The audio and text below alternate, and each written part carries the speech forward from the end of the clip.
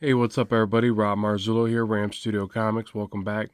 So today's video is a time-lapse rendition of a project that I'm working on for my Patreon. So this is actually the Demon Hunter girl from Diablo 3, and I'm not extremely familiar with the game, unfortunately, but was able to find enough art out there to really kind of familiarize myself with the character, and pretty cool design to say the least, you know. So lots of detail in this one. So you'll see me kind of rough sketch everything here, then do 1 or 2 levels of refinement even to the line work.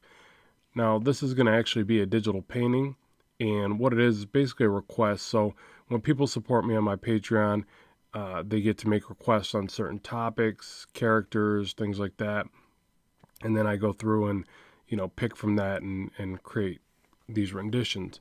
So essentially, this is in response to that, which is great because it makes me try new things, new characters that I'm not aware of. Like I said with this one, I never played this game.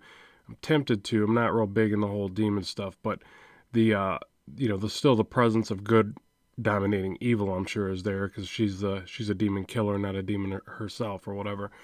Um, so it's just kind of neat to work on characters like this. And with game art, they put so much design into what they do, and so much detail and so much just thought process goes into it, that it's always extremely rewarding to do a piece like this. And I always feel like I learn so much by the end of it. So I'm always happy to do stuff like this, and I was kind of glad that I got the request, and happy to work on it.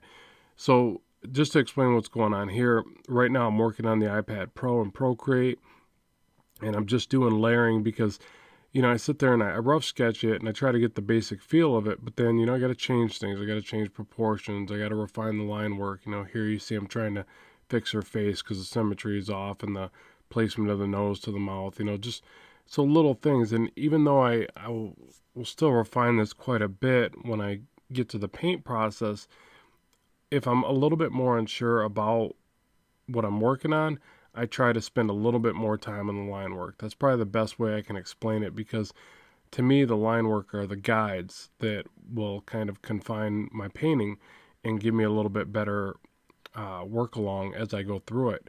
Now, sometimes I just go right to paint and it still manages to come out good enough.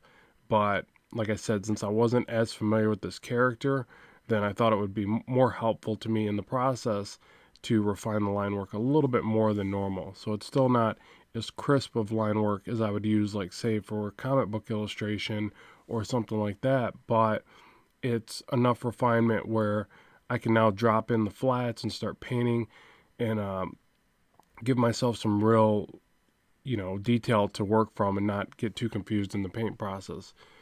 So that's essentially that. That's what you're seeing here. And then what I'll start to do next in the next stage, and I'll probably show videos of that as well, is I'll start to paint flats, but I'll go behind the line work at first, and then I'll start to work behind and in front of the line work, and basically just get rid of the line work altogether by the end of the painting.